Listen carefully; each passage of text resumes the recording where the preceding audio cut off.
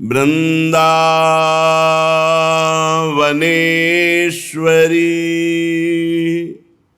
तवैव पदारविंदम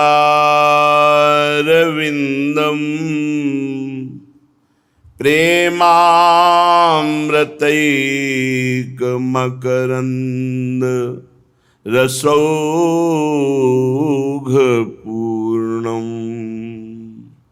हृद्यर्पितं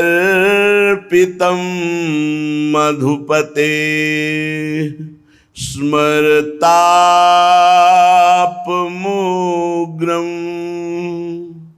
निर्वापयत् परम शीतलमाश्रयामि परम शीतल माश्रयामि।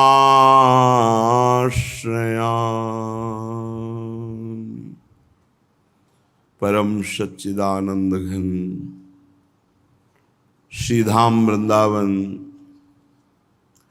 श्री वृंदावनाधीश्वर श्री युगल सरकार श्री श्यामा श्याम, समस्त सहचरी वृंद, खगमृग पशुपंछी, यमुना रस रानी, रजरानी, इनकी हेतु की कृपा से हमें इसी जन्म में भगवत साक्षात्कार करने का अवसर मिला है।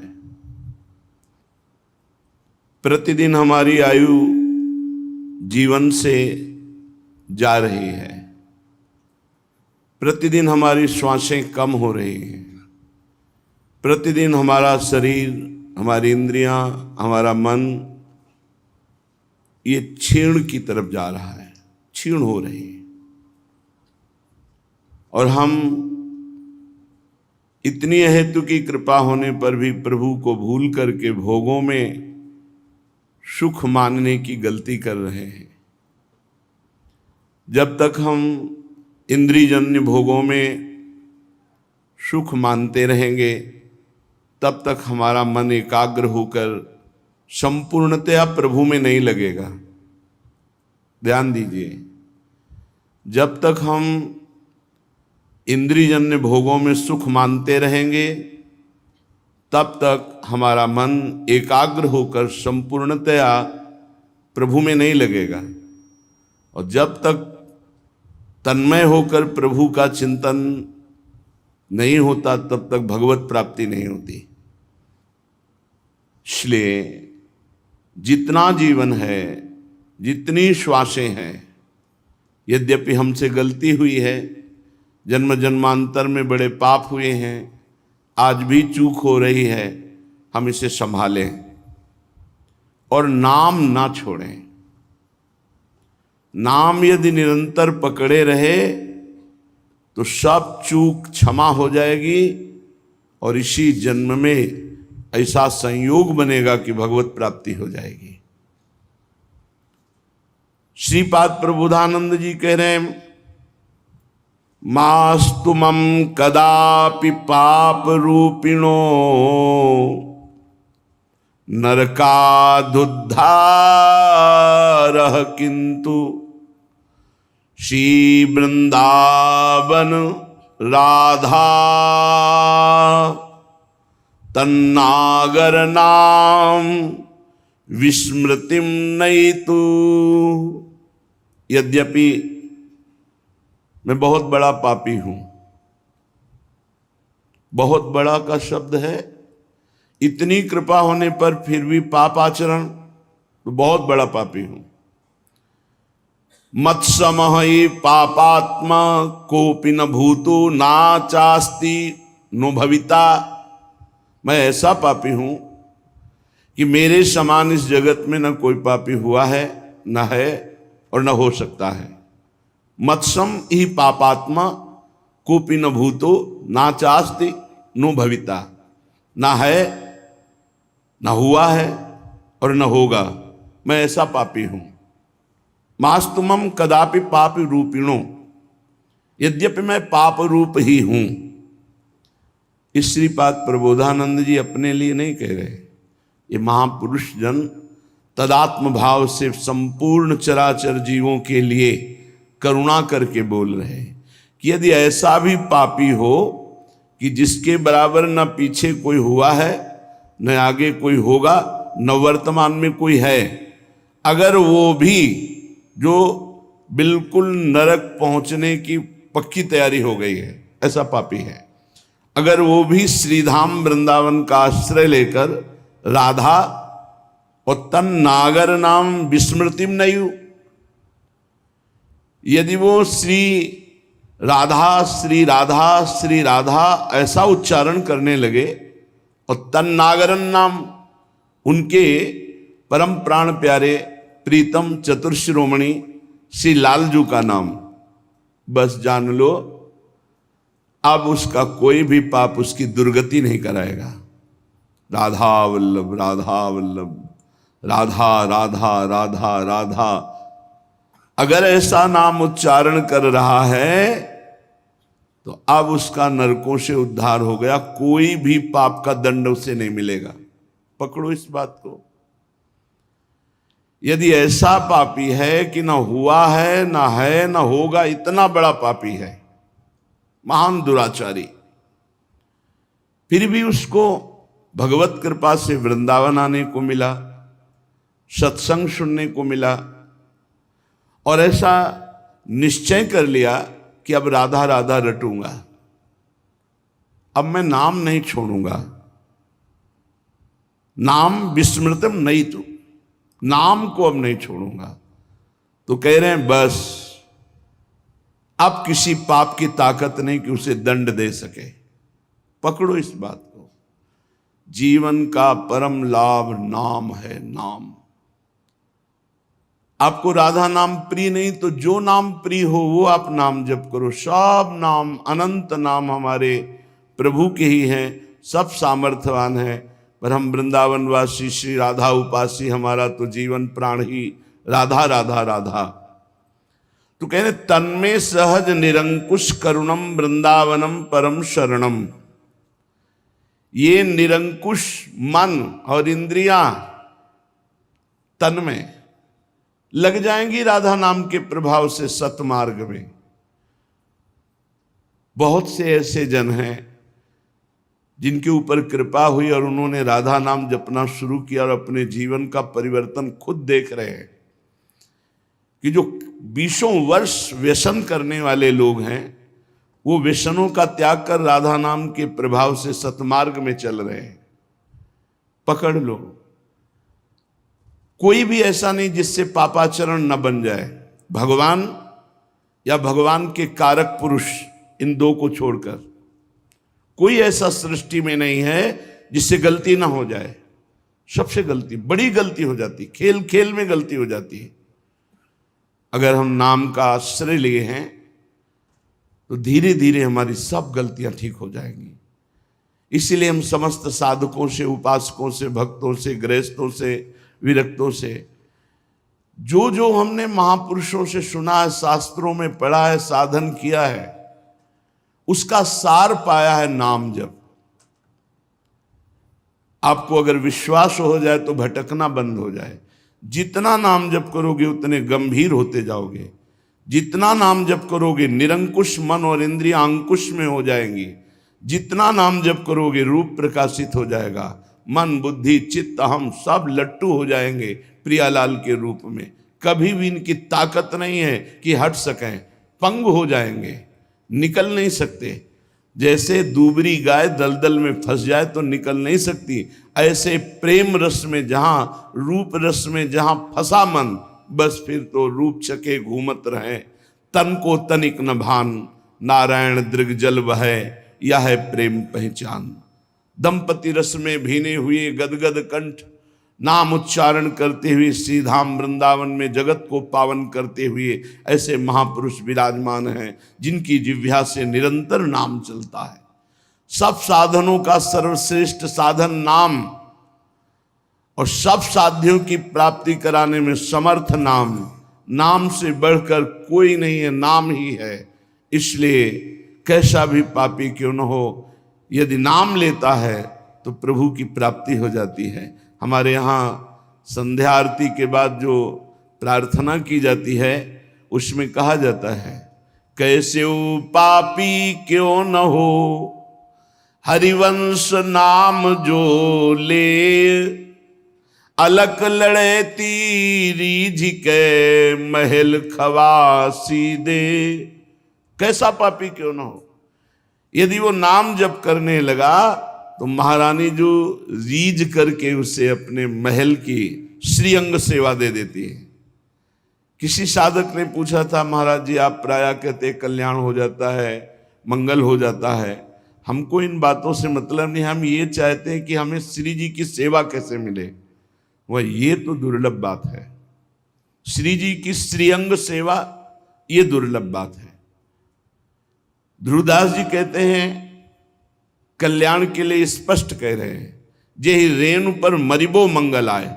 अगर वृंदावन में शरीर छूटता है तो उसका कल्याण हो जाएगा, आवागमन चक्र से मुक्त हो जाएगा, लेकिन श्री जी की सहचरी पद को प्राप्त करे, इसके लिए फिर आचार्य कृपा, वाणी जी का गायन, श्री जी की श्री अंग सेवा यहां प्रगट में, और आठों पहर यही मांग रहना कि बस मुझे कुछ नहीं, श्री जी की श्री अंग सेवा चाहिए।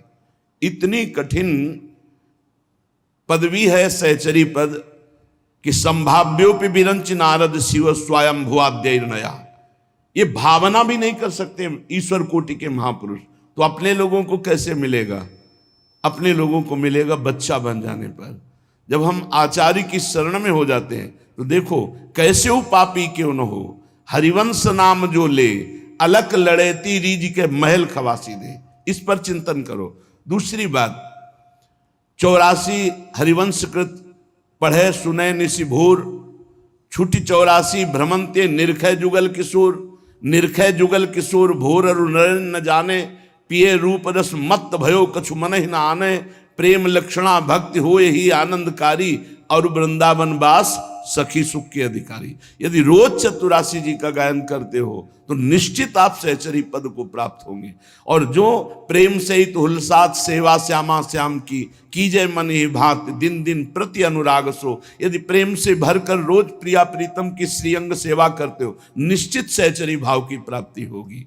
अब इन जो सहचरी भाव प्रदान करने वाले वाणी जी हैं, पद हैं, नाम हैं, सेवा हैं, इनको छोड़ करके आप वृंदावन में, तो फिर आपका कल्याण हो जाएगा। लेकिन हम ये नहीं कहते कि आप श्री जी की श्रीअंग सेवी बन जाएंगे, आप श्री जी की श्री सहचरी पद को प्राप्त होंगे, ये कठिन बात है। और आचार्य शरणागत से, शरणागत मात्र से नागरीदास जी कह रहे हैं, यहां वेद रसकन की बानी, नागरीदास जी कह रहे हैं, श्री हरिवंश शरण जे आए, तो सी वृषभानु कुंवरी नंद नंदन निज कर अपनी चिट्ठी चढ़ाए। अपनी चिट्ठी मतलब निकुंज की, निकुंज के रजिस्टर में उसी समय नाम लिख गया जिस समय हम हरिवंश शरणागत हुए। अब निरंतर हरिवंश शरणागत के धर्माचरण करते हुए नाम वाणी यही हमारे जीवन है, नाम वाणी ही जीवन है। जैसे पक्षी 2 पंखों से आकाश में उड़ता है, ऐसे निकुंज जाने के लिए 2 खास बातें हैं, सेवक शरण सदा रहे, अनत नहीं विश्राम, और वाणी श्री हरिवंश की कई हरिवंश है नाम। या नाम चल रहा है या वाणी गायन चल रहा है, शरणागति हरिवंश महाप्रभु की, निश्चित वो सहचरी पद को प्राप्त होगा। बहुत से ऐसे लीलाएं 42 लीला में हैं जिनके गायन का फल का है, सो निश्चय सहचरी पद पावे, निश्चय सो निश्चय सहचरी पद पावे। अब वाणी जी का गायन न करो, नाम जप न करो, वृंदावन वास करो, कल्याण हो जाएगा, पर श्री जी की श्रीअंग सेवा का अधिकार ये दुर्लभ है। इसलिए खूब नाम वाणी में चित्त को लगाइए। चलते हैं श्रीमद् भागवत महापुराण, जिसमें प्रसंग चल रहा है भूत भावन भगवान शंकर का। महामहिम करुणा स्वरूप जगत गुरु, उन्हीं की कृपा से ये विशुद्ध हरि भक्ति प्राप्त होती, अन्यथा किसी की सामर्थ्य नहीं है। जा पर कृपा न करें पुरारी, सो न पाओ मुनि भगत हमारी। इस जन्म में ना सही तो किसी जन्म में शंकर आराधना बनी है। बिना शंकर आराधना के भगवान श्री हरि की विशुद्ध प्रेम लक्षणा भक्ति नहीं प्राप्त हो सकती। शिवद्रोही ममदास कहावा, सो नर मोही सपने नहीं भावा। और एक गुपुत मत सबई कहो कर जोर, शंकर भजन बिना नर भगति न पावे मोर। जितने बड़े महापुरुष हुए भगवान शंकर की विशुद्ध कृपा हुई किसी न किसी जन्म में या इसी जन्म में, तो प्रिया प्रीतम की विशुद्ध भक्ति को प्राप्त हुए। पशूनाम पतिम पापनाशम परेशम, गजेंद्र से कृत्युम वसानम वरेण्यम, जटाजूट मध्य स्फुरद्गांगवारिम, महादेव मेकम स्मरामि स्मरारिम। महेशं सुरेशं सुरारार्तिनाशं, विभुं विश्वनाथं विभूत्यंगभूषं, विरूपाक्षमिन्द्वर्क वह्निर्त्रिनेत्रं, सदानन्दमीडे प्रभुं पंचवक्त्रं, गिरीशं गणेशं गले नीलवर्णं, गवेन्द्राधिरूढं गणातीत रूपं, भवं भास्वरं भस्मनाभूषितांगं, भवानी कलत्रं भजे पंचवक्त्रं, शिवाकांत शंभो शशांकार्धमौले, महेशानशूलिन जटाजूटधारिन, त्वमेको जगद व्यापको विश्वरूप, प्रसीद प्रसीद प्रभो पूर्ण रूप, प्रसीद प्रसीद प्रभो पूर्ण रूप। प्रसंग चल रहा था, देवाधिदेव महादेव आदि गुरु भगवान शंकर का अपमान किया दक्ष ने। जब ये प्रजापति पद में हुए तो सभा हुई, उस सभा में सब महान जन पधारे, भगवान श्री हरि नहीं आए थे। सभा में जब कोई बड़ा सम्माननीय पद या कोई बड़ा महापुरुष पधारे तो खड़ा हो जाना चाहिए हाथ जोड़कर, ऐसी मर्यादा है। सब खड़े हो गए, देवता, अग्नि, देवराज इंद्र और सब लोकपाल, सब। दो नहीं खड़े हुए, भगवान महादेव और ब्रह्मा जी। ब्रह्मा जी पर दृष्टि गई तो दक्ष ने हाथ जोड़कर प्रणाम किया, क्योंकि प्रजापतियों के परमपति परमेष्ठी पद पर विराजमान जगत के पिता हैं। जब दृष्टि महादेव जी पर गई तो उनको बड़ा गुस्सा आया कि हमारा दामाद है, पुत्र के समान है, पर उठकर ना तो अभ्यर्थना वंदना ही की, ना वचन से कुछ बोले, बस कड़ुआ ही कड़ुआ बोलते रहे। पीछे आपने प्रसंग में सुना। जब महादेव जी ने देखा बहुत इधर उधर दोनों तरफ से शाप हो रहा है, तो खिन्न होकर के चल दिए। किंचित उद्विग्न मना ईशानुगाह, अपने परिकर के साथ उद्विग्न होकर कि व्यर्थ का क्यों दक्ष ने इतना बड़ा शाप दे दिया, इधर से नंदिकेश्वर ने शाप दिया, व्यर्थ में। बहुत काल व्यतीत हो गया। वो भगवान शिव से बड़ा द्रोह करते थे दक्ष। यद्यपि उनकी लाडली सती जी भगवान शिव की अर्धांगिनी हैं, पर भगवान शिव से द्रोह बढ़ता ही गया दक्ष के हृदय में। सदा विद्विष तोरेवम कालौ वै धीमानयो, उस द्वेष को वो बार बार चिंतन करके नया बढ़ाता गया।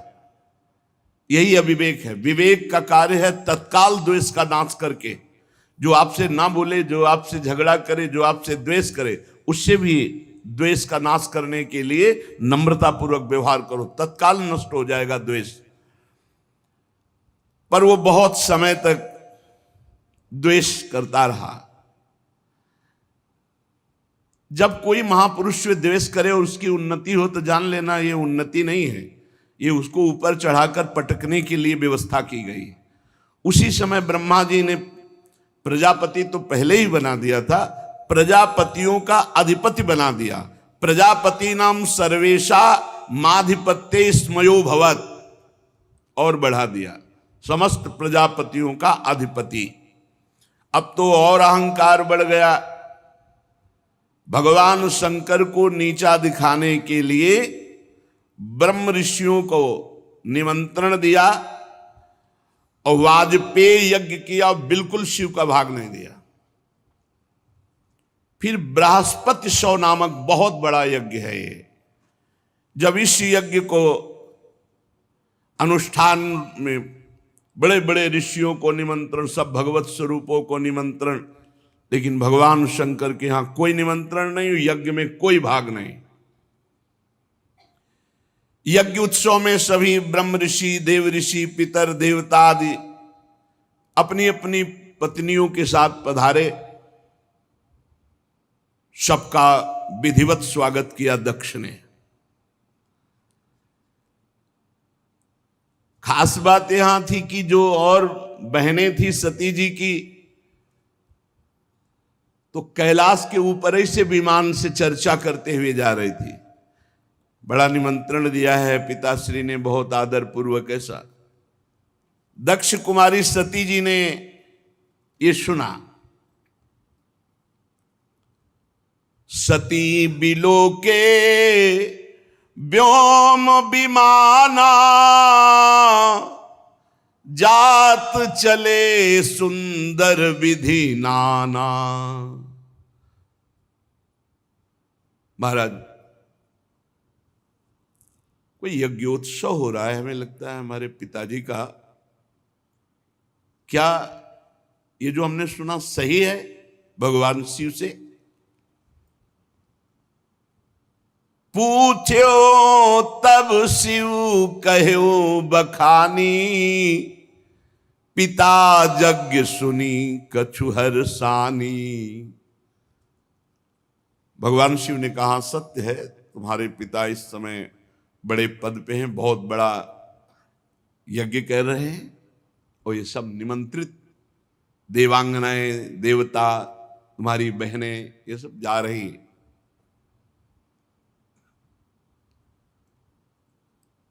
कहा, प्रभु मेरी भी इच्छा हो रही, मैं भी जाऊं।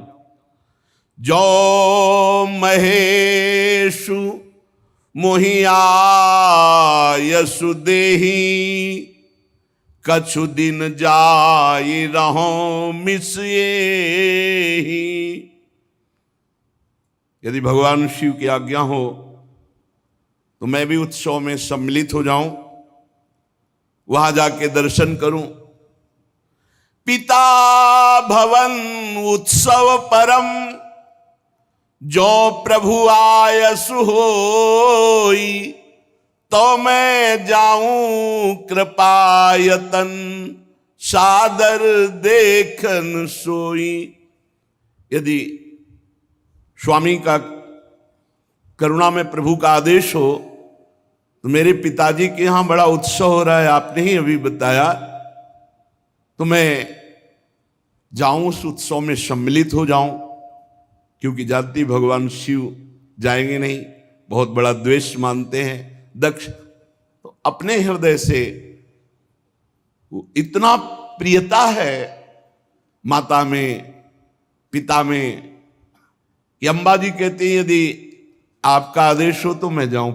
अपने स्वामी, अपने प्रीतम से जो द्वेष करता है, अपमान करता है, निंदा करता है, साप दे दिया, अब प्रधानता प्रीतम की होनी चाहिए या पिता पक्ष की? भगवान शंकर ने कहा, कहेहु नीक मोरेहु मन भावा, यह अनुचित नहीं नेवत पठावा। ठीक कह रहे हो, मुझे भी अच्छा लग रहा है, अपने पिता के यहां जाना चाहिए, पर उन्होंने निमंत्रण नहीं दिया। सबको विश्व में निमंत्रण दिया है, पर हमें निमंत्रण नहीं दिया। ब्रह्म सभा हमसन दुख माना, तेहि ते अजहु करहि अपमाना। ब्रह्म सभा में एक बार तब से लेकर अभी तक वो द्वेष ही द्वेष कर रहे हैं और अपमान करते जा रहे हैं। जो बिनु बोले जाहु भवानी, राही न सीलु स्नेहु न कानी। मुझे लगता है कि बिना बुलाए तुम्हें जाना नहीं चाहिए, नहीं तो तुम्हारा सील, स्नेह, शांति, मान, मर्यादा सब भंग हो जाएगी। नहीं जाना चाहिए। तो अंबाजी ने भगवान शिव की तरफ प्रश्नवाचक दृष्टि से देखा। महाराज, सारी बात तो आपकी ही है, यदि आप खड़े हो जाते तो मेरे पिता क्यों नाराज होते, और ये समस्या ही ना बनती। भगवान शंकर ने कहा, त्वयोदितम शोभनमेव शोभने, अनाहुता अप्यभियंति बंधुषु। सुंदरी, तुम कह सकती हो कि उठ के खड़े होना, प्रणाम करना, अभ्यर्थना करना, आपने क्यों नहीं किया? देहाभिमान से उत्पन्न हुए अहंकारी को हम कभी सम्मान नहीं करते। भगवान शिव क्या कह रहे? देहाभिमान जिसके छाया है, ऐसे अहंकारी, मदाभिमानी, द्वेषी, इनका हम सम्मान नहीं करते। विद्या, तपस्या, धन, सुदृढ़ शरीर, जवान अवस्था और उच्च कुल, ये 6 सत्पुरुषों में तो गुण का काम करते हैं, पर यही अगर नीच स्वभाव वालों में आ जाएं तो अभिमान बढ़ा देते हैं और दोष का काम करते हैं। उनकी विवेक शक्ति नष्ट हो जाती है और वो महापुरुषों का भी अपमान कर देते हैं। इसी से जिन्हें तुम अपना बांधव समझ रही हो, वो हमें शत्रु समझ रहे हैं। तुम्हें नहीं जाना चाहिए। बाण से बिंदने पर हृदय में उतना कष्ट नहीं होता जब प्रियजनों के द्वारा बाणी से हृदय भेद दिया जाता है। रात दिन वो बाणी वाले दुख देते रहते हैं, पीड़ा देते रहते हैं। सुंदरी, तुम जानती हो कि तुम्हारे पिता बड़ी उन्नति को प्राप्त हैं। वे तुम्हें बहुत प्रेम भी करते थे, अब नहीं करेंगे, क्योंकि तुम मेरी अर्धांगिनी हो।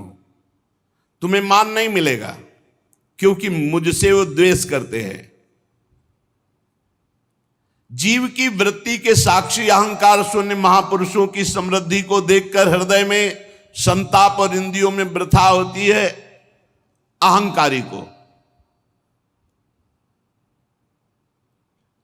जैसे दैत्यगण हरि से द्वेष करते हैं, ऐसे अहंकारी महापुरुषों से बिना कारण के द्वेष करते हैं, उनकी निंदा करते हैं, उनका अपमान करते हैं। सुमध्य में सुंदरी, ये सम्मुख जाना, नम्रता दिखाना, खड़े होना, प्रणाम करना, ये लोक व्यवहार है। तत्वज्ञानियों के द्वारा ये सब नहीं होता। तत्वज्ञानी बहुत अच्छे ढंग से लोक व्यवहार का निर्वाह करते हैं। क्या? वो अंतर्दृष्टि से आत्मभाव में भगवान वासुदेव का ही नमन करते हैं, किसी दूसरे का नहीं। परम पुरुष वासुदेव को प्रणाम कर लिया, सबका प्रणाम हो गया। हम देहाभिमानियों का सम्मान नहीं करते। ना देह मानी ने, जो देह अभिमानी हैं ऐसों का सम्मान नहीं करते। पदाभिमानी, देहाभिमानी, इनका सम्मान नहीं करते। भगवत ऋषि जी ने भी कहा है, भूत भविष्य लोक 14 में भये होए हरि प्यारे, 300 व्यवहार हमारो अभिमानिन ते न्यारे। अभिमानिन भगवान शंकर ने भी कहा। सबके अंतःकरण में विशुद्ध भगवान वासुदेव विराजमान है, उन्हीं वासुदेव का नमस्कार, सबका नमस्कार। जैसे मूल में जल चढ़ा दो सब जगह पहुंच जाता है। हम तो सिर्फ भगवान इंद्रियातीत वासुदेव को नमस्कार करते हैं, दूसरे को नहीं। इसलिए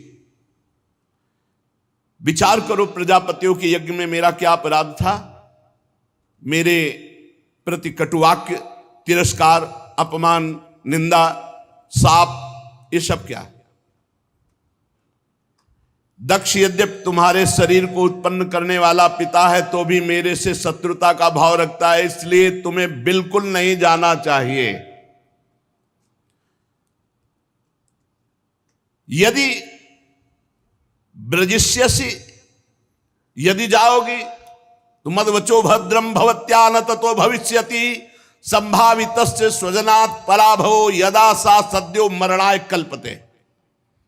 यदि मेरी बात मान लो करके तुम नहीं जाती हो तो परम मंगल होगा, और अगर मेरी बात की अवहेलना कर दी और तुम चली जाती हो तो इतना ध्यान रखो, प्रतिष्ठित व्यक्ति का जब अपने प्रियजनों के द्वारा अपमान होता है तो उसका एक ही निर्णय निकलता है, मृत्यु। संभावितस्य स्वजनात् पराभवो यदा सा सद्यो मरणाय कल्पते, स्पष्ट भगवान शिव ने कह दिया। इसका परिणाम मृत्यु ही होगा अगर मनमानी करोगी तो। भगवान शंकर मौन हो गए। सती जी ने फिर दृष्टि से देखा, इस बार थोड़ा रुद्र दृष्टि थी, प्रश्नवाचक दृष्टि थी। इस बार मानो प्रश्न था कि हमने तो शास्त्रों में सुना है कि गुरु के यहां बिना बुलाए जाना चाहिए, पिता माता के यहां बिना बुलाए जाना चाहिए। तो यदि मैं बिना बुलाए जाती तो कोई दोष थोड़ी, शास्त्रीय दोष भी नहीं है, क्योंकि भगवान शंकर ने कहा जो बिनु बोले जाओ भवानी, राहे न सील स्नेह न कानी। तो सती जी ने मानो प्रश्न किया कि क्या अपने पिता माता के पास बिना बुलाए जाना कोई दोष है? गुरु जी के यहां निमंत्रण ना मिलने पर भी जाना चाहिए, यही मर्यादा है। ये नहीं कि तुम्हें बुलावें, प्रार्थना करें तब नहीं। जदपि मित्र प्रभु पितु गुरु गेहा, जाई बिनु बोले हूं न संदेहा। भगवान शिव ने कहा प्राण प्यारा मित्र बिना बुलाए जाना चाहिए, इष्ट देव के यहां, स्वामी के यहां बिना बुलाए जाना चाहिए, गुरुदेव के यहां बिना बुलाए, और माता पिता के यहां। ये 4 जगह है जहां निमंत्रण की परवाह नहीं की जाती। परम प्राण प्रिय मित्र, स्वामी का गृह, और गुरुदेव और माता पिता। भगवान शंकर ने कहा ठीक सिद्धांत है ये, पर तदपि विरोध मान जहां कोई, तहां गए कल्याण न होई। यदि मित्र द्रोह रखता है तो नहीं जाना चाहिए, यदि माता पिता द्वेष रखते हैं तो नहीं जाना चाहिए, यदि गुरु की इच्छा है कि तुम ना हो तो फिर नहीं जाना चाहिए, यदि स्वामी की इच्छा है कि तुम हमारी दृष्टि में ना पड़ो तो नहीं जाना चाहिए। तदपि विरोध मान जहां कोई, तहां गए कल्याण न होई। भगवान शिव ने कहा वहां नहीं जाना चाहिए। भांति अनेक शंभु समुझावा, भावी बस न ज्ञान उर आवा। भगवान शंकर बहुत प्रकार से समझा रहे हैं, लेकिन अंबाजी को भगवान शंकर की सीख इस समय अच्छी नहीं लग रही। क्यों? क्योंकि ममत्व जोर कस गया। माता पिता बहनों का प्यार, बड़ा उत्सव है, सबसे मिलेंगी, ये जोर कस गया। तो आद्य गुरु भगवान शंकर प्राण प्रीतम है, उनकी बात अच्छी नहीं लगी, खड़ी हो गई सती जी और अपने परिवार के जनों के दर्शन की इच्छा से कैलाश से चल पड़ी। फिर लौट आती है, फिर भगवान शंकर को देखती है, फिर चल पड़ती है, फिर लौट आती है। इस प्रकार कई बार ऐसी दुविधामयी स्थिति हुई। बंधुजनों की प्रबल मिलने की इच्छा और महादेव जी नाराज ना हो जाए, ये ऐसी दुविधा दुचित स्थिति आ गई। बार बार निकलना, बार बार वापस आना। आखिरी बार भगवान की शंकर की तरफ रोष दृष्टि से देखा, कांपने लगा शरीर सती जी का, और ऐसा लगा मानो भस्म कर देंगी। ततो विनिः स्वस्य सती विहाय तम शोकेन रोषेण च दूयता हृदा। शोक क्रोध चित्त को बेचैन कर दिया और भगवान शंकर की तरफ रुद्र दृष्टि से देखा। आखिरकार जिन भगवान शिव ने अपना अर्धांग उनको बनाया, उनको छोड़कर वो लंबी लंबी सांस लेती हुई माता पिता के घर की तरफ चल पड़ी। जब देखा महादेव जी ने कि अब सती जी तो रुकेंगे ही नहीं, तो कई हजार रुद्रगणों को आदेश किया और अपने निजी वाहन वृषभराज नंदकेश्वर को आदेश किया, जाओ तुरंत जाओ। हजारों भगवान शिव के पार्षद माताजी से विनय की कि वाहन पर विराजमान हो। अपने वाहन पर नहीं माताजी जा रही, भगवान शिव के वाहन नंदकेश्वर वृषभराज पर विराजमान हुई। मैना पक्षी गेंद दर्पण जितना सामग्री श्रृंगार की, श्वेत छत्र चंवर माला राजचिन्ह दुंदुभी शंख बांसुरी और हजारों की संख्या में शिव पार्षद आसपास से, ये भगवान शिव ने अपनी तरफ से। माताजी आखिरी बार तो बहुत रुद्र दृष्टि देख करके गई। अब जब सेवकों के साथ यज्ञशाला में प्रवेश किया तो वहां ब्राह्मण लोग वेद ध्वनि उच्च स्वर से होड़ लगी हुई थी। देखा स्वर्ण डाब चर्म आदि के जो मिट्टी काठ आदि के पात्र अलग अलग, सब देवताओं का भाग, सबकी व्यवस्था, लेकिन पूरी यज्ञ में कहीं भी भगवान शंकर का कोई स्थान नहीं, कोई भाग नहीं।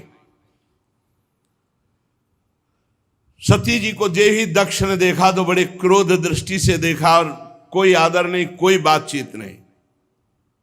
सती जी ने देखा, अरे मेरे प्रीतम का कहीं यज्ञ में कोई भाग नहीं और ये पिता होकर मेरे साथ ऐसा बर्ताव।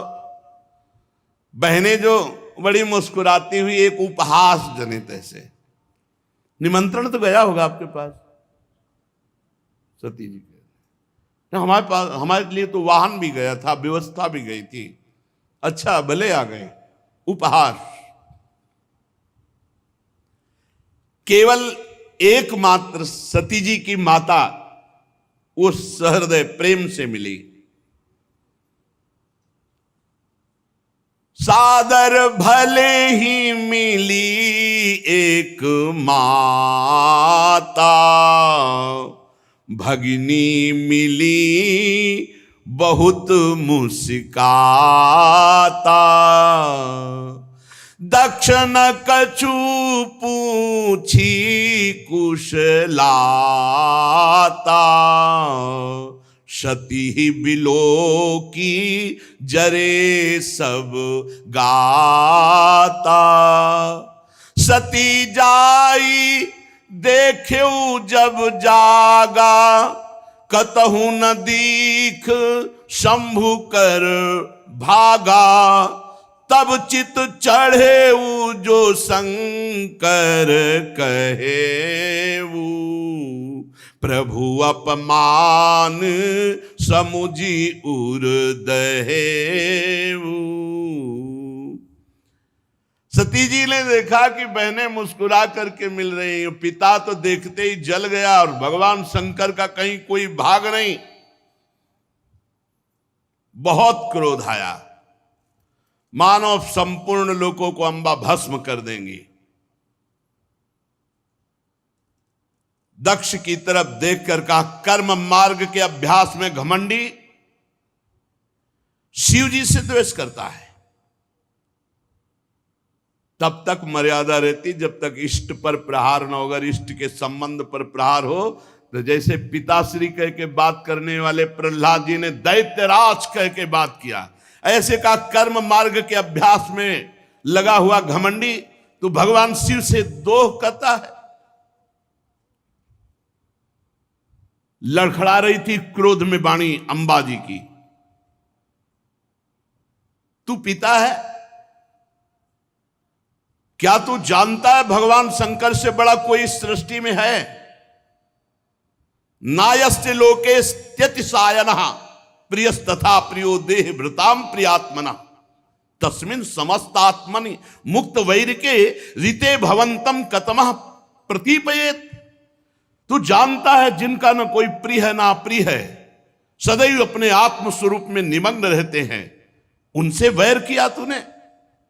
सर्व कारण परमेश्वर भगवान शिव से तेरे जैसा घमंडी और कौन हो सकता है जो वैर करे? ब्राह्मणों, तुम लोग दोष देख रहे हो फिर भी यज्ञ करा रहे हो। साधारण पुरुष ऐसा नहीं कर सकता। जिस यज्ञ में भगवान शिव का भाग नहीं दिया गया, अहंकार पूर्वक करता है, वो यज्ञ कैसा? इसका मतलब तुम सब दंड के भागी बनोगे। खेद है, महापुरुषों का अपराध जिस सभा में होता है और सभा सहती पूरी सभा को दंड भोगना पड़ता है, पूरी सभा को। जो दुष्ट मनुष्य स्वरूप इस शरीर को आत्मा मानता है और भगवान शिव से या महापुरुषों से द्रोह करता है, निंदा करता है, उसका सर्वनाश निश्चित होता है। महापुरुष नहीं करते कुछ, उनकी चेष्टा पर ध्यान भी नहीं देते, परंतु उनके चरणों की धूल उस महान अपराधी को भस्म कर देती, नष्ट कर देती है। महापुरुषों की निंदा जैसा जघन्य कार्य इन देहाभिमानी को ही शोभित होता है। शिव, ये दो अक्षर एक बार जिसकी मुख से निकल जाए तत्काल समस्त पापों का नाश करके परम पद प्रदान कर देते हैं। शिव, भगवान शंकर की आज्ञा का कोई उल्लंघन त्रिभुवन में कर सके? पवित्र कीर्ति मंगल में मेरे स्वामी शंकर से द्वेष करता है पिता तू अमंगल रूप है, तेरा सर्वनाश निश्चित है। अंबा जी बोली, अरे भगवान शिव तो महापुरुषों के भी महापुरुष है, जिनका मन मधुकर ब्रह्मानंद रस में डूबा रहता है, जिनके चरणों की सेवा के लिए सनक सनंदन सनातन सनत कुमार बड़े बड़े ब्रह्म ऋषि याचना करते हैं। उन विश्वबंधु विश्व आत्मा भगवान शिव से वैर तेरे जैसा अहंकारी ही कर सकता है। अरे भगवान शिव स्मशान भूमि की चिता को लगाते हैं, नरमुंडों की माला पहनते हैं, जटा बिखेरे भूत पिशाच साथ रखते हैं, पर उनके चरणों से गिरे हुए निर्माल्य को ब्रह्मा आदि बड़े बड़े देवता मस्तक पर धारण करते हैं। निरंकुश, धर्म मर्यादा विहीन अय दक्ष, जब मेरे स्वामी ये कहेंगे आओ दक्षायणी, तो मैं सुन नहीं पाऊंगी, क्योंकि शरीर से तेरा संबंध है और तू मेरे प्रीतम से द्रोह करता है, निंदा करता है। जब अपने स्वामी की कोई निंदा करे तो शरीर में सामर्थ्य हो तो उसकी जबान काट ले, नहीं तो कान बंद करके निकल जाए। अंबा जी कह रहे करुणों पिधाय निर्याद्यत कल्प ईशे धर्मा वितर श्रणभिर नभिरस्य माने छिंदात प्रसई रुसती मसतीम प्रभुश्चे जिभ्याम। या तो कान में अंगुली डाल करके सभा से निकल जाए और या उसकी जबान काट दे जो अपने इष्ट की, अपने स्वामी की निंदा कर रहा हो। बकवाद करने वाली अमंगल रूप दुष्ट जिह्वा को काट डाले। दोनों इस समय में नहीं कर सकती। ना कान में अंगुली डाल के यहां से जा सकती हूं और ना तेरी जबान काट सकती हूं, इसलिए मैं अपने प्राण तो दे सकती हूं। सती जी ने कहा भगवान नीलकंठ शिव की निंदा करने वाले, तेरे से शरीर संबंध रखता है कि तू पिता कहलाता इस शरीर का। तो जैसे कोई भूल से गंदी वस्तु खा ली जाए तो उसे वमन किया जाता है, ऐसे भूल से मैं तेरे यहां पुत्री हुई हूं आकर, और तू मेरे प्रीतम का द्रोही है, इसलिए मैं इस शरीर को नहीं रखूंगी, क्योंकि शरीर तेरे से संबंध रखता है। महामुनि जिनके चरणों का आश्रय लेकर स्वरूप में रमण करते हैं, जो विधि निषेध से परे तत्व है, उन प्रभु शिव की अवहेलना। अरे अज्ञानी, तुझे पता नहीं मेरे प्रीतम शिव क्या है। पिताजी, यदि तू ये नहीं जानते हो कि भगवान शंकर परब्रह्म परमात्मा हैं, तो हमारा ऐश्वर्य भी तुम नहीं जान सकते हो। हमारा ऐश्वर्य सिर्फ आत्मज्ञानी महापुरुष जानते हैं, क्योंकि भगवान शिव सदैव वट वृक्ष के नीचे रहते हैं। चिता की राख, मुंडों की माला, चंद्रमा मस्तक पर, गंगा जी जटाओं पर, हर समय ध्यानस्थ या भगवत चर्चा परायण, कोई लौकिक सामग्री नहीं, और जो झुका उसे विश्व बंदनी बना दिया, महाऐश्वर्य में बना दिया।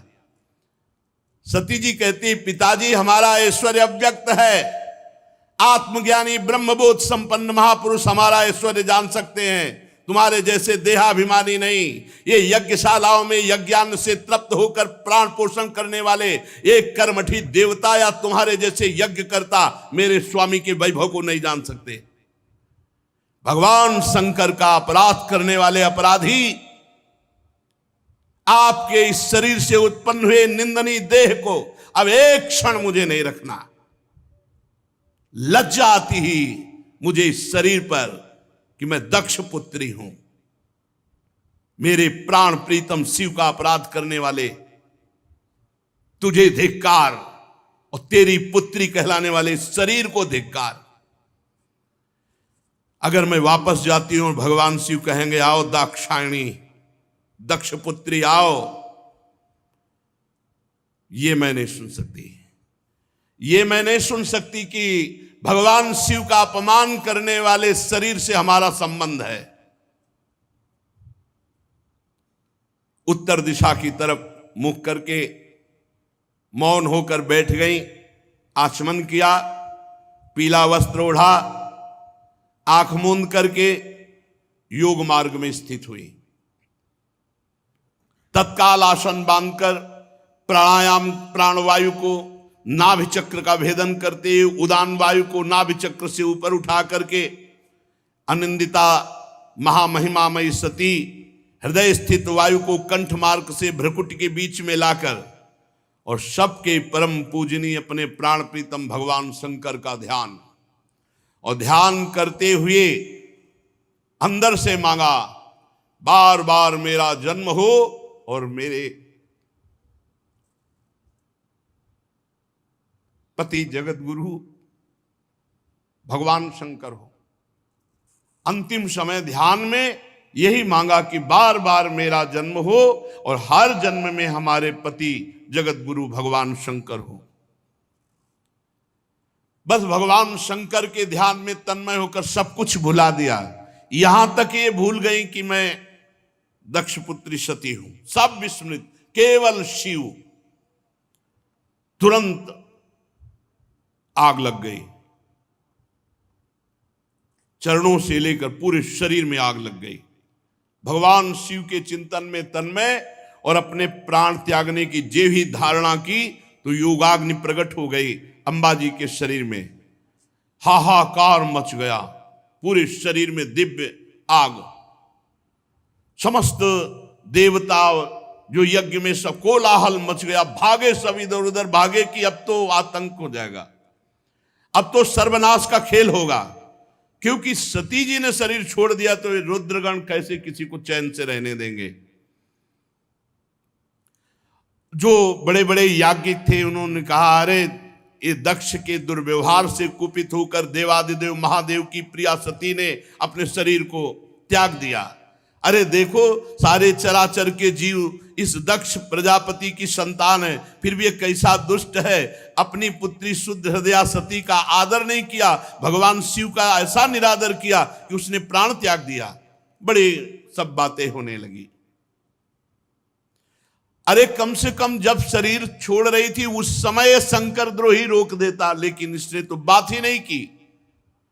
जेव ही ये सूचना, यज्ञ मंडप के बाहर शिव पार्षद खड़े थे, शिव पार्षदों को सूचना मिली, हाहाकार मचा हुआ, सती जी ने अपने शरीर में योगाग्नि प्रकट कर ली। अब तो उठा उठा करके पटकने लगे जितने भगवान शिव पार्षद थे, जो मिले पंडित यजमान, जो भयंकर रुद्र लीला।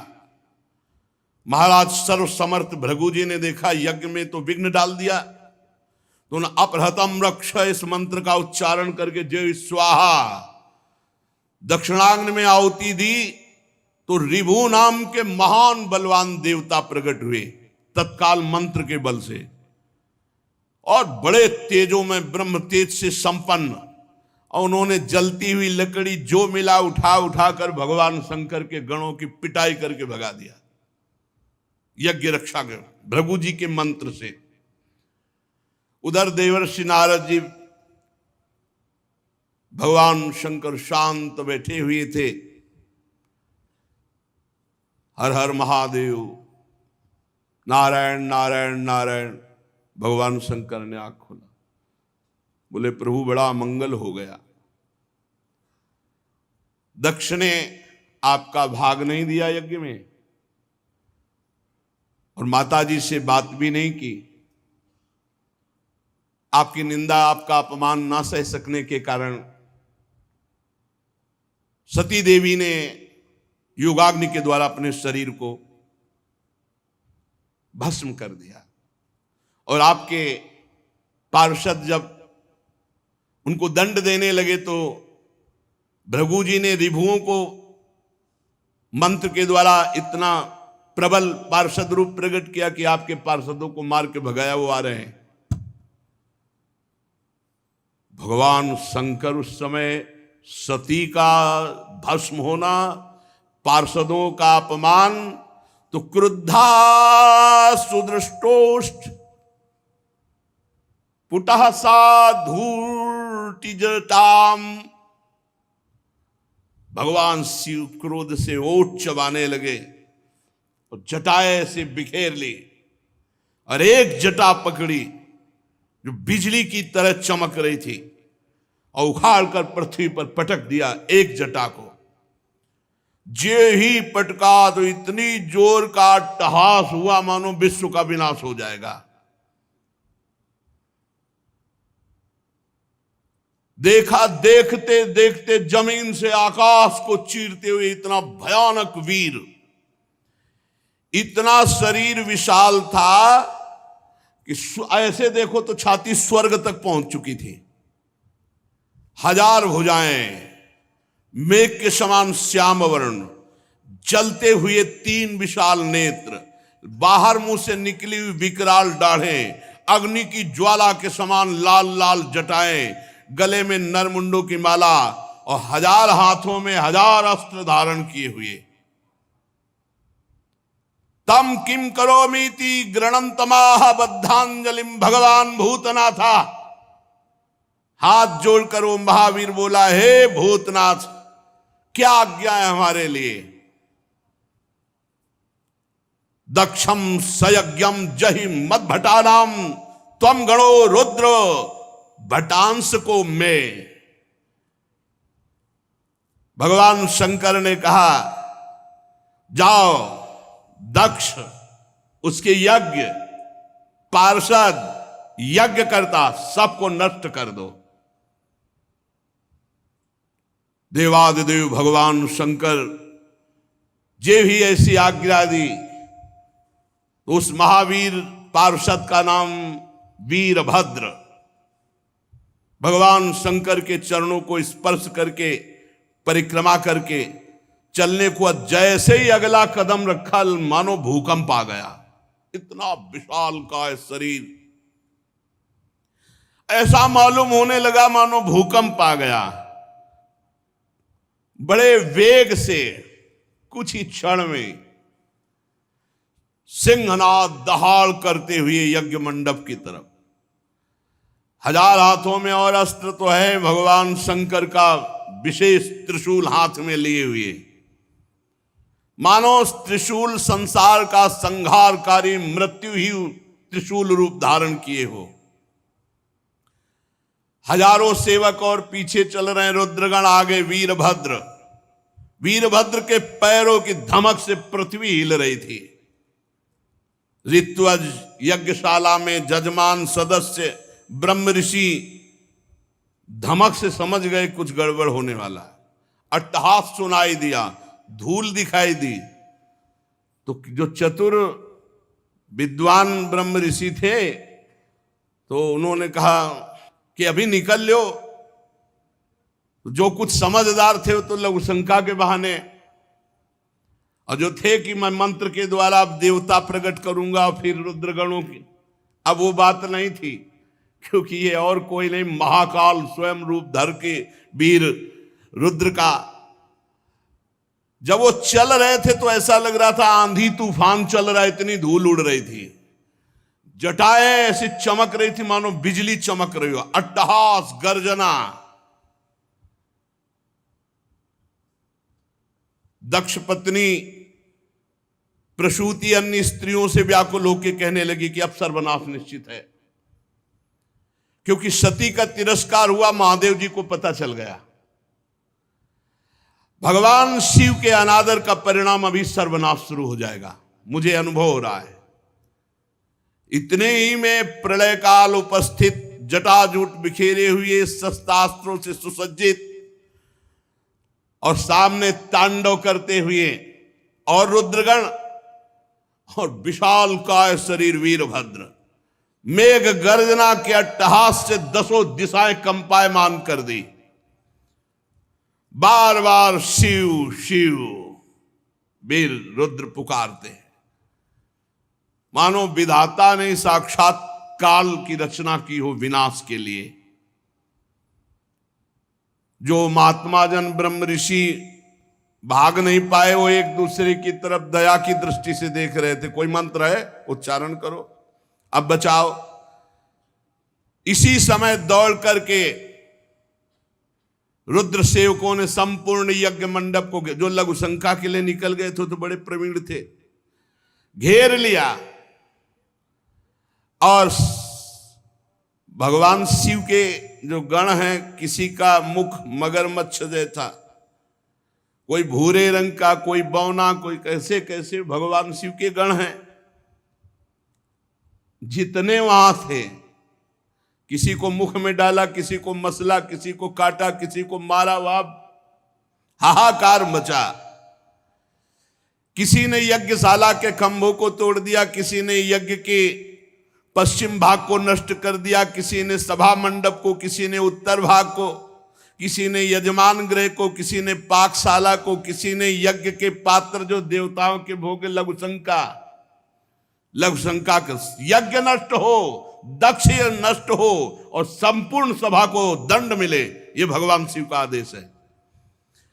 जो अग्नियां घी से तृप्त लघुशंका पेशाब, हर देवता को दंड मिल रहा है। यहां भगवान शिव का तांडव शुरू। रुजुर्यज्ञ पात्राणि तथैकेगाग्नीन नाशयन कुंडेषु मूत्रयन केचिद भिर्दुर्वेद मेखला। कोई यज्ञ कुंड में पेशाब कर रहा है, कोई वैदिक जो मंत्रों से मेखला सूत्रों से सुरक्षित रखा गया तोड़ दिया। कोई भी अग्नि वहां सुरक्षित नहीं थी जिसमें लघु शंका न किया, सब बुझा दी। और जो बड़े बड़े ऋषि शुरुआत लिए थे, पकड़ पकड़ के दाढ़ी मार पिटाई दक्षगण। भगदड़ मच गई पूरी यज्ञशाला में। जो देवता भागे उठा के पटक दिया। मणिमान जी ने भृगु जी को, जो देवता रिभु प्रकट किए थे, बांध लिया, उठा के पटक दिया और छाती में धर करके चरण उनकी दाढ़ी उखाड़ी। चंडीस ने पूखा को, जब वो साप दे रहे थे ना, देखते जो हंस रहे थे, और जब सती जी नाराज होके बोल रही थी तब हंस रहे थे, तो चंडीस ने पहला घूंसा मारा कि 32 उनके बाहर निकल आए। जो पूषा देवता थे, नंदीश्वर ने भग देवता को पकड़ा, हो आंख दिखा दिखा के दोनों आंखें फोड़ दी। और वीरभद्र ने प्रजापति दक्ष को ऐसे, जैसे बाज अपने पंजे में पकड़ लेता छोटे पक्षी को, ऐसे दक्ष प्रजापति को पकड़ा। भगवान शंकर के रुद्रों की जो सेना थी, भयंकर लीला शुरू हुई। बड़े बड़े देवता गिरा के मार पत्थर कुचल रहे हैं। जितने ऋत्वा सदस्य देवता जितने आए हुए निमंत्रण में थे, कोई ऐसा नहीं जिसको पीटा ना हो, जिसके अंग भंग ना हो गए हो। भगदड़ मच गई पूरी, किसी को भागने नहीं दिया, आसपास से घेरे हुए। भृगु जी सुरुआ हाथ में लिए थे। वीरभद्र का बड़ी लंबी दाढ़ी उखाड़ ली गई। जो प्रजापति ऐसे मुछ ऐठे हुए सब बैठे थे, महादेव जी के पार्षदों ने मुछ उखाड़ ली, किसी की दाढ़ी उखाड़ ली, दांत तोड़ दिए, आंख फोड़ दिए। भारी देवादिदेव महादेव जी के पार्षद, इस समय न कोई मंत्र काम कर रहा है ब्रह्म ऋषियों का, न साप काम कर रहा है कि जाओ कुछ नहीं, जल लिए रहो हाथ में, कुछ नहीं। ये शिव प्रताप है।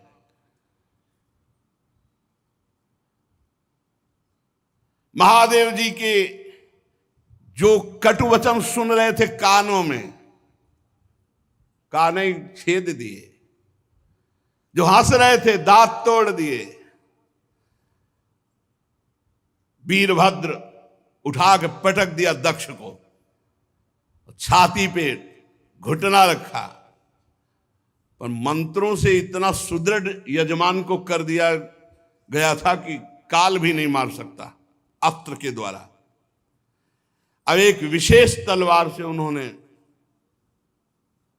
लेकिन खरोच भी नहीं लगी दक्ष के गले में।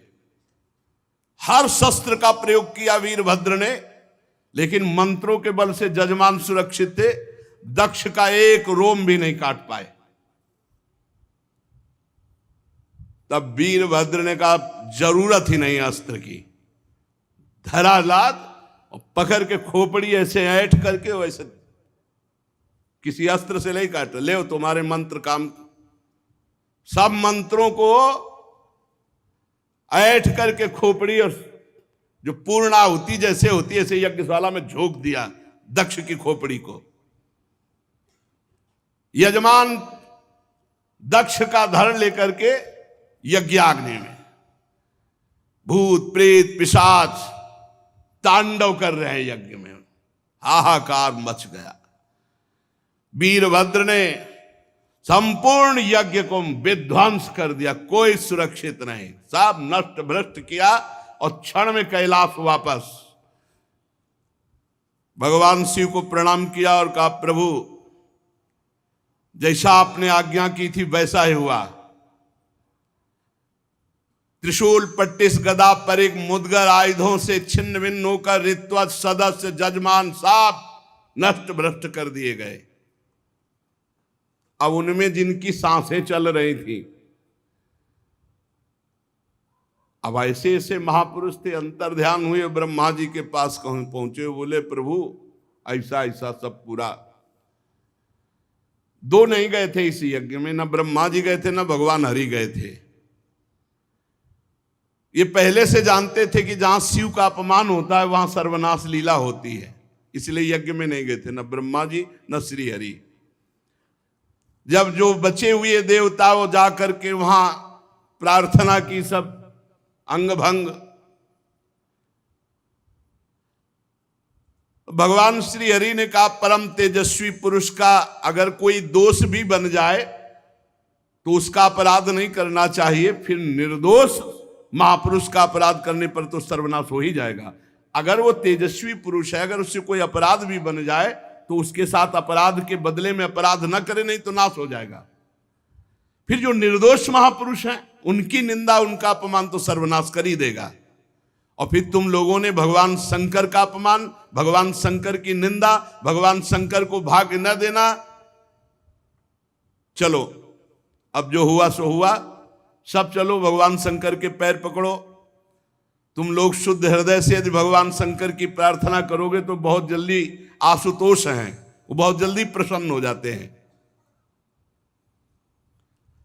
दक्ष के दुर्वचन, दक्ष का अपमान, प्रिया सती का वियोग, इसलिए तुम यदि मंगल चाहते हो, दूसरा संकल्प ना बनने पावे, सब चलो भगवान शंकर के पैर पकड़ो चल के, क्षमा अपराध मांगो।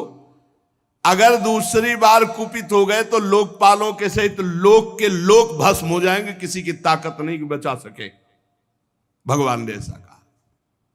भगवान रुद्र परम स्वतंत्र हैं, उनकी सामर्थ्य को न तो कोई ऋषि मुनि जानता, न कोई देवता जानता है, न देवराज इंद्र जानते हैं, न यज्ञ स्वरूप और कोई, और यहां तक कि मैं स्वयं नहीं जानता हूं क्यों कितने सामर्थ्यशाली हैं। इसलिए एक ही उपाय है, चलो सब चरण पकड़ लो भगवान शंकर की।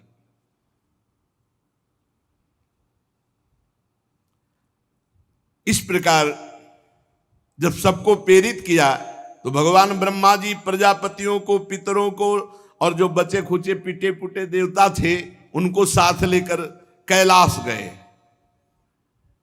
कैलाश पर्वत दिव्य औषधियों से, दिव्य मंत्रों से और योग आदि से सुरक्षित है। ऐसा नहीं कि हर कोई कैलाश में प्रवेश पा लेगा। दिव्य औषधियां, दिव्य मंत्र, दिव्य योग आदि और दिव्य देवता किन्नर गंधर्व आदि के द्वारा सुरक्षित है।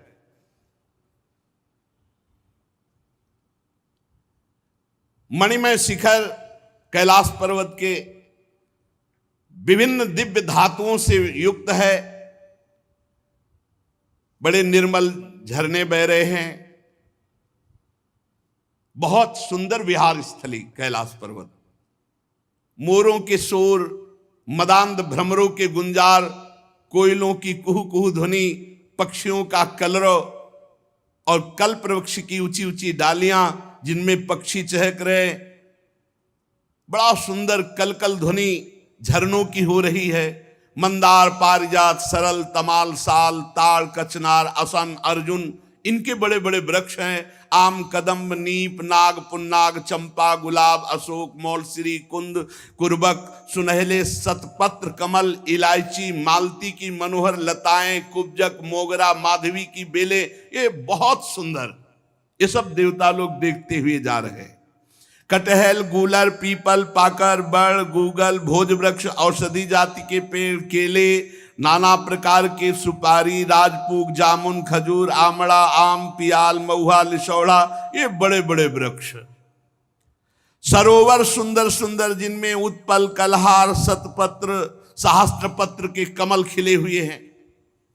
झुंड के झुंड पक्षी वहां भ्रमण कर रहे हैं। हरिन, बानर, जंगली सुअर, सिंह, रीछ, शाही, नीलगाय, सरब, बाघ, कृष्ण मृग, भैंसे, करड़ांत, एक पद, अश्वमुख, भेड़िया, कस्तूरी मृग, ये सब झुंड के झुंड बनाकर, और देखा कि उसके चारों ओर नंदा नाम की दिव्य नदी, जिसमें केवल देवी सती ही स्नान करती थी। परम पवित्र कैलाश पर्वत की रमणीयता को देवता बड़े आश्चर्यचकित होकर देखते हुए जा रहे हैं। वहां अलका नाम की एक सुरम्य पुरी सौगंधिक वन देखा, जिसमें सुगंध फैलाने वाले सौगंधिक नाम के कमल खिले हुए थे। नंदा और अलकनंदा नाम की दो नदियां कैलाश के आसपास। तीर्थपाद श्रीहरि के चरण रज के संयोग से अत्यंत पवित्र अलकनंदा देवगंगा। अलकापुरी चांदी सोने बहुमूल्य मणियों सैकड़ों विमानों से छाए। इसके बाद जैसे बिजली चमकती है ऐसे तेजों में शिखर कैलाश के। कुबेर भगवान के सेवक शंकर जी के हैं। अलकापुरी कुबेर की राजधानी है।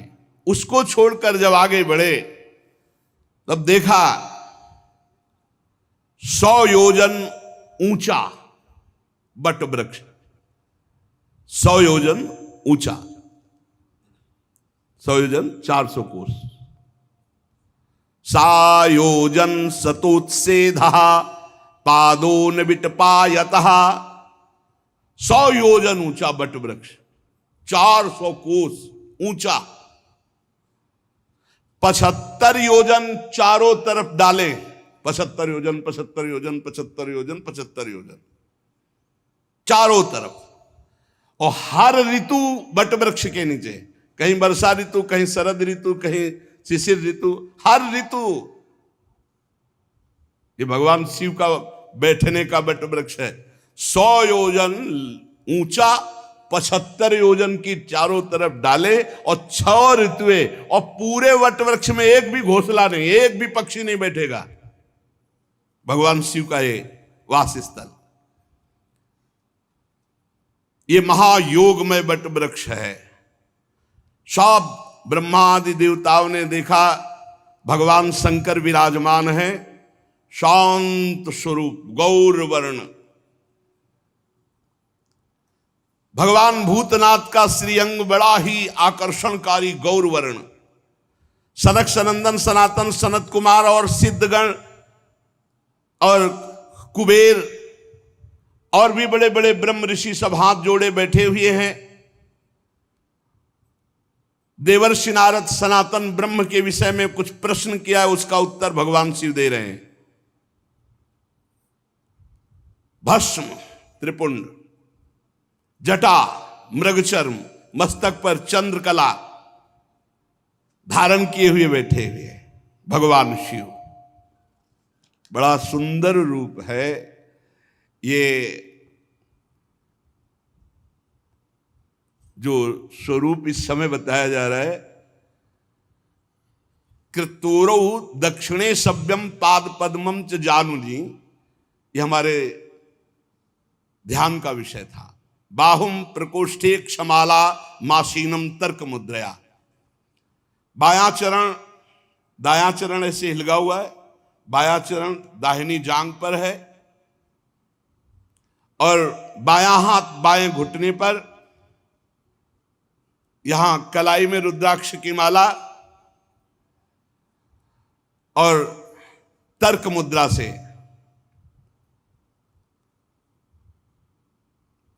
भगवान शिव ऐसे बाएं, इसमें बायां पैर दाहिनी जांग पे, दाहिना चरण हिलिग रहा है। और योग पट्ट कहते हैं काठ की बनी हुई टहनी, टेकनी जिसमें ऐसे वो ऐसे दाहिनी तरफ लगी हुई। बड़े बड़े देवता, मननशील मुनि, बड़े बड़े लोकपाल सब हाथ जोड़े खड़े हैं। ऐसी मुद्रा में उपदेश कर रहे हैं। यहां रुद्राक्ष की माला, ज्ञान मुद्रा, आशीष मुद्रा, अर्धनेत्र खुले हुए, बाएं चरण को दाहिनी जांग पर और दाहिना चरण हिलगा हुआ। वो ऐसा अद्भुत गौरवर्ण स्वरूप, यही ध्यान का विषय था।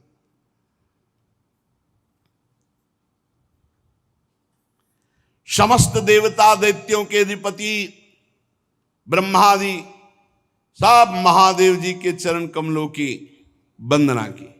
जी देखा ब्रह्मा जी आए, भगवान शिव आसन से खड़े हो गए और सिर झुकाकर ब्रह्मा जी की वंदना की। चारों ओर महर्षियों से, अन्यान्य सिद्ध गणों से सब घिरे हुए महादेव जी को, और ब्रह्मा जी भी नमस्कार मुद्रा में, और भगवान शिव ब्रह्मा जी को नमस्कार। चंद्रमौली भगवान शिव बड़ी गंभीर मुद्रा में से हंसते हुए ब्रह्मा जी ने कहा, जाने त्वामीशं विश्वस्य जगतो योनि बीजयो शक्ति शिवस्य च परम यत्तत् ब्रह्म निरंतरम। मैं जानता हूं स्वामी, आप संपूर्ण जगत के रचयिता है, पालन करता है और संहार करता है। ब्रह्मा जी कह रहे हैं विश्व की योनि शक्ति और विश्व के पुरुष शिव स्वरूप आप ही पर ब्रह्म है, आपसे ही संपूर्ण सृष्टि प्रकट होती है, शिव और शक्ति से। भगवान आप शिव शक्ति से संपूर्ण लीला करते हुए इस जगत को मकड़ी के जाले के समान प्रकट करते हैं, इसी पर खेलते हैं। आपकी ही बांधी हुई वर्णाश्रम धर्म की मर्यादा है। महामंगल में महेश्वर जो आपकी आराधना करते हैं, वो स्वर्ग चाहे तो स्वर्ग, मोक्ष चाहे तो मोक्ष, धन चाहे तो धन, जो चाहे आप प्रदान करते हैं।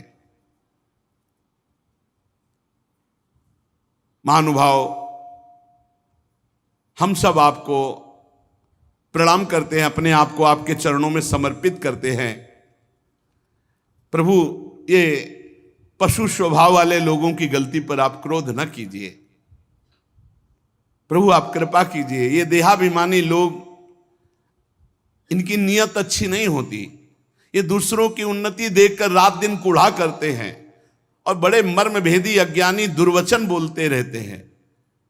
प्रभु आप जैसे महापुरुषों को इनको दंड देना उचित ही है, पर अब शांत हो जाइए। प्रभु ये अज्ञान के द्वारा मारे हुए हैं। देवाधिदेव भगवान आप प्रसन्न होइए। ब्रह्मा जी ने, समस्त देवताओं ने बड़ी प्रार्थना की, कहा प्रभु यदि आप प्रसन्न हैं तो भगत देवता के नेत्र फोड़ दिए गए, उनके नेत्र मिल जाएं। भृगु जी की दाढ़ी जम आवे, जिन जिन के दांत मुंह आंख सब तोड़े गए हैं, सब देवता सबके अंग ठीक हो जाएं। रुद्रदेव जो जहां घायल हुआ है, जो जहां मारा गया है, वो वहीं से जी जाए, उसके अंग जग जाएं। और प्रभु अब कृपा करो, जजमान भी जिंदा होना चाहिए, यज्ञ भी पूरी होनी चाहिए। महादेव जी ने कहा मैं किसी पर नाराज नहीं होता हूं। देखो भगवान शिव ने कहा मैं किसी पर नाराज नहीं होता हूं। इत्यजे नानु नीतेन भवेन परितुष्यता नागम प्रजेश बाला नाम वर्णये नानु चिंतये। क्योंकि मैं जानता हूं देव मायाभिभूता नाम दंडस्तत्र धतो मया। ये अपराधी लोग अपने कर्म के परिणाम में खुद नष्ट हो जाते हैं, मैं नाराज नहीं होता हूं। मैं तो केवल ये सावधान करता हूं कि तुम्हारा कर्म ही दंड रूप भयंकर धारण करके तुम्हें नाश कर देगा। ये उनका कर्म ही था जो वीर रुद्र के रूप में गया और नाश कर दिया। चलो सबके अंग भंग जिनके हुए हैं, सबके अंग नवीन जागृत हो जाएं। जागृत हो गए। भग देवता, मित्र देवता, भृगु, जिसका जो जो कुछ नष्ट हुआ वो सबके पूषा के दांत नए नहीं लगेंगे। अब हलुआ का भोग लगेगा इनको। बहुत खिल्ली उड़ा रहे थे, इनके दांत नहीं आएंगे केवल, और सबके अंग आ जाए। अब इनके पिसा हुआ भोग लगेगा। और दक्ष प्रजापति का सिर तो जल गया, बकरे का सर लगा दिया जाए, भगवान शिव ने कहा, और यज्ञ पूरी की जाए। और यज्ञ का आखिरी भाग मेरा, तो यज्ञ पूरी हो जाएगी। जिनकी भुजाएं टूट गई हैं याज्ञिकों में से, तो अश्विनी कुमार की भुजाओं से। भृगु जी की दाढ़ी भृगु जी जैसी नहीं जगेगी, बकरे जैसी जगेगी। याद तो रहेगा इनको। भगवान शंकर के वचन सुनकर ब्रह्मा जी बोले धन्य है धन्य है। अरे किसी तरह प्रसन्न तो हो गए।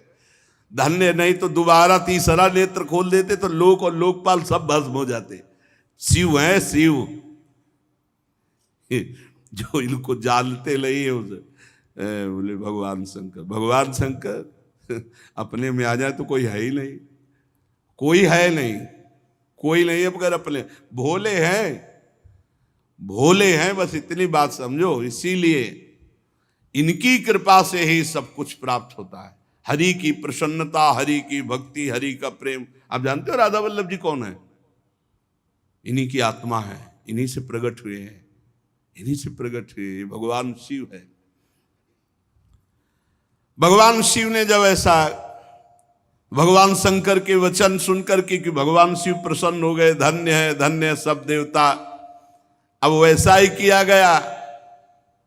महादेव जी से कहा गया कि यज्ञशाला में पधारो, तो ब्रह्मा जी लेके गए महादेव जी को यज्ञशाला में। भगवान शंकर की दृष्टि पड़ते ही सब जीवित हो रहे जितने मारे गए थे, और जैसा जैसा विधान किया वैसा सबके अंग। अब एक जो यज्ञ पशु बकरा, वो उसका सर दक्ष के गर्दन में जोड़ा गया। जे ही जोड़ा गया तो शिव दृष्टि पड़ते ही उठ गए। बहुत कड़ुआ बोलते थे।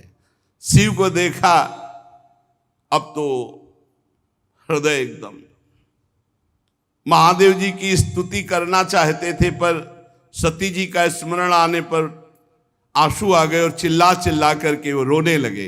प्रेम विह्वल प्रजापति दक्ष जैसे तैसे अपने को रोका। अब बकरे की आवाज में क्या होता है स्तुति, बहुत जोर के बोलते थे। भगवान शंकर कुछ बोल ही नहीं पा रहे, तो भगवान शंकर ने सामर्थ्य दी। तब दक्ष बोले भूयान अनुग्रह अहो भवता कृतो में दंडस्त्वया मयि भृतो यद्यपि प्रलब्धा ना ब्रह्म बंधुश्चवान भगवन्नवज्ञा तुभ्यम हरेश्च कुतएव धृत व्रतेषु।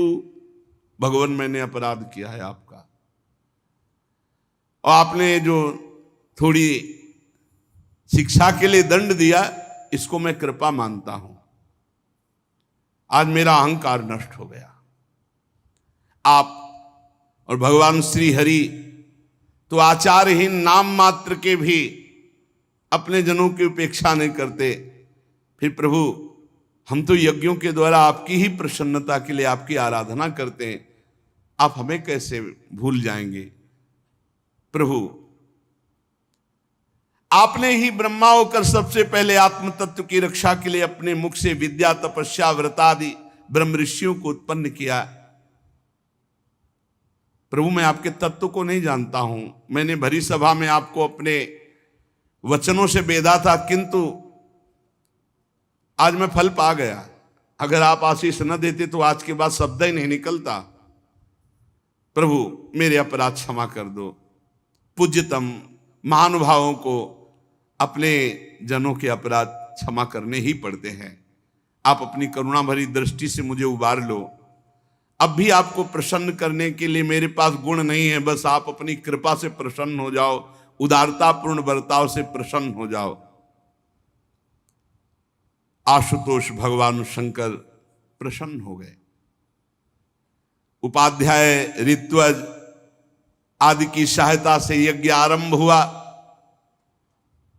ब्राह्मणों ने मंत्रों के द्वारा पूरी सब पवित्रता की, फिर यज्ञ प्रारंभ की और फिर भगवान का आवाहन किया। पहले यज्ञ में ना तो ब्रह्मा जी आए थे ना भगवान आए थे। जब भगवान शंकर पधारे तो आवाहन जो ही किया तो उसी समय श्याम वर्ण कमर में सुवर्ण की करधनी पीतांबर धारण की अनंत सूर्यों के समान दीदीप्यमान मुख कमल नीली अलकावली कांतिमय कुंडलों से शोभायमान और शंख चक्र बाण, धनुष, गदा, खड्ग, ढाल, भगवान 8 भुजा धारण किए हुए वहां प्रकट हुए। हृदय में श्रीवत्स का चिन्ह, सुंदर बनमाला, उदार हास, लीलामय कटाक्ष, आनंद मगन करते हुए आसपास सहस्त्रों पार्षद प्रकट हो गए, जो चवन ढुला रहे हैं, कोई छत्र लिए है। भगवान पधारे, ये देख करके ब्रह्मा जी, महादेव जी, देवराज इंद्र, सब ऋषि आनंदित हो गए और भगवान को प्रणाम किया।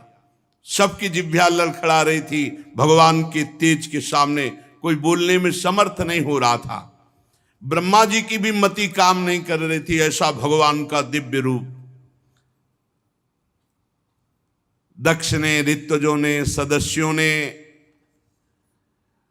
भगवान शंकर ने, भृगु जी ने, ब्रह्मा जी ने, इंद्र ने, याज्ञिकों ने, ऋषियों ने, सिद्धों ने, यज्ञ पत्नियों ने, लोकपालों ने, योगेश्वरों ने और ब्रह्म स्वरूप वेद मूर्तिमान होकर के, फिर अग्निदेव मूर्तिमान होकर समस्त देवताओं ने, गंधर्वों ने, विद्याधरों ने और ब्राह्मणों ने, सबने भगवान की अलग अलग स्तुति की।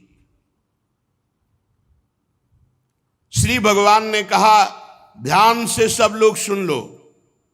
जब सबने विनय की, इन सब ने, तो भगवान ने कहा, सुनो, जगत का परम कारण मैं ही महादेव हूं, मैं ही ब्रह्मा हूं और मैं ही हरि हूं।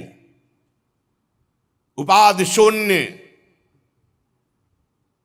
हे विप्रवरो, तुम मेरी इस बात को स्वीकार करो कि जो मोरे ब्रह्मा, विष्णु और शंकर, इन 3 रूपों में थोड़ा भी भेद देखता है और किसी का भी अपमान करता है, वो कभी सुरक्षित नहीं रह सकता। भगवान कह रहे, अहम ब्रह्मा च सर्वश्च जगतः कारणम परम आत्मेश्वर उपदृष्टा स्वयं दृग विशेषणः आत्ममायाम समाविश्य सोहम गुणमयीम द्विज सृजन रक्षण हरन विश्वम दध्रे संज्ञाम क्रियोचिताम। सृजन करना ब्रह्मा रूप से, रक्षा करना विष्णु रूप से और विनाश करना शिव रूप से, मैं इन क्रियाओं को स्वीकार कर 3 रूपों में प्रकट हुआ हूं। इसलिए हम तीनों में कभी कोई भेद न करे। मैं परब्रह्म हूं। जो अज्ञानी पुरुष है वो मुझ ब्रह्मा, रुद्र और हरि, इन रूपों को अलग अलग करके देखता है। बहुत ध्यान से सुने। जो हरि उपासक है शिव निंदा न करें, जो शिव उपासक है हरि निंदा न करें, नहीं, दोनों को कुछ नहीं मिलेगा, बस परिणाम में दुख ही मिलेगा। जैसे सिर, हाथ और पैर अपने बराबर प्यारे होते हैं, अपने ही अंग होते हैं, ऐसे ही मैं चराचर जगत के रूप में भी हूं। हम ब्रह्मा, विष्णु, महेश्वर तीनों स्वरूपता एक ही है। संपूर्ण जीवों में मैं ही हूं। जो ऐसा जानता है वही परम ज्ञानी है, वही तत्व ज्ञानी है, वही परम शांति को प्राप्त होता है। भगवान ने ऐसा समस्त यज्ञ में पधारे हुए देवता ऋत्विज आदि को उपदेश सुना। बहुत बढ़िया यज्ञ हुई। यज्ञ का बचा हुआ शेष भाग भगवान को, शंकर जी को दिया गया। इधर एवं दाक्षायणी हित्वा सती पूर्व कलेवरम यज्ञे हिमवता क्षेत्रे मेनाया मिति सुश्रुम। जिस समय सती जी शरीर त्याग रही थी तो केवल भगवान शंकर का चिंतन था। तो शरीर त्याग कर हिमालय की पत्नी मेना के गर्भ से जन्म लिया। अंबा जी ने, जो सती स्वरूप से थी, वो अपना शरीर जब पूरा किया तो हिमालय के यहां सती मरत हरि सन बरु मांगा, जन्म जन्म शिव पद अनुरागा। तेहि कारण हिम गिरि गृह जाई, जन्मी पार्वती तनु पाई। अपना शरीर छोड़ते समय अंबा ने भगवान शिव का चिंतन किया था और ये बात कही थी कि जन्म जन्म भगवान शिव हमारे पति हों। हिमांचल के घर में पार्वती के रूप में माता जी ने जन्म लिया। जब से उमा जी हिमांचल के घर में जन्मी तब से रिद्धियां सिद्धियां संपत्तियां वहां सेवा में उपस्थित हो गई। बड़े बड़े मुनियों ने हिमालय में आश्रम बना लिया और तपस्या परायण हुए। सब प्रकार के नए नए वृक्ष सदा पुष्प फलयुक्त हो गए और तरह तरह की मणियों की खाने हिमालय में स्वयं प्रकट हो गई। सब नदियों में स्वच्छ जल बह रहा है। पर्वत पर सभी प्रकार का आनंद छा गया क्योंकि जगन माता प्रकट हुई पार्वती जी के रूप में। पार्वती जी के हिमालय में प्रकट होने से अद्भुत संपत्ति शोभा, प्रतिदिन नए नए मंगल उत्सव और बड़े बड़े ऋषि मुनि वहां आकर दर्शन करते। नारद जी पधारे हिमांचल के घर में। पर्वतराज हिमांचल ने चरण धोए, उत्तम आसन पर बैठाला, स्त्री सहित मुनि के चरणों में प्रणाम किया, चरणोदक पान किया, घर में चरणोदक छिड़का। हिमांचल ने कहा आज हमारा बड़ा सौभाग्य है प्रभु आप पधारे, और प्रभु आपकी कृपा से एक तेजोमयी दिव्य पुत्री प्रकट हुई है। त्रिकालज्ञ सर्वज्ञ तुम, गति सर्वत्र तुम्हारी, कहो सुता के दोष गुण मुनि बर हृदय विचार। लाके पार्वती जी को, पार्वती जी के गुरु है नारद जी। नारद जी के सामने जगन माता अंबा जी को, जो अभी बहुत छोटी स्वरूप में है, कन्या रूप में, प्रणाम करवाया। महाराज आप त्रिकालज्ञ हैं, सर्वज्ञ हैं, आप बताइए इस कन्या के भाग्य रेखा में क्या है। नारद मुनि ने देखा मन से, वो तो जान ही रहे कि शिव प्रिया है। तुम्हारी कन्या सब गुणों की खान है, स्वभाव से सुंदर सुशील और बहुत ज्ञान समुद्र है। लक्षण विचार के कहा इनका नाम उमा, अंबिका, भवानी ऐसे नामों से पुकारी जाएंगी। ये बड़े शुभ लक्षण हैं। और महाराज ये पति को बहुत प्यारी होंगी और इनके पति अचल अविनाशी सुहाग, बड़ा यश फैलेगा आपका। सारे जगत में इससे बढ़कर कोई पूज्य नहीं होगा। जो इसका पूजन करेंगे वो जो कामना करेंगे वो प्राप्त कर लेंगे। देवी है, आद्या शक्ति। तुम्हारी पुत्री के सहारे पतिव्रत रूपी तलवार की धार पर नारियां चढ़ जाएंगी। पर्वतराज क्या वर्णन करें तुम्हारी कन्या के भाग्य।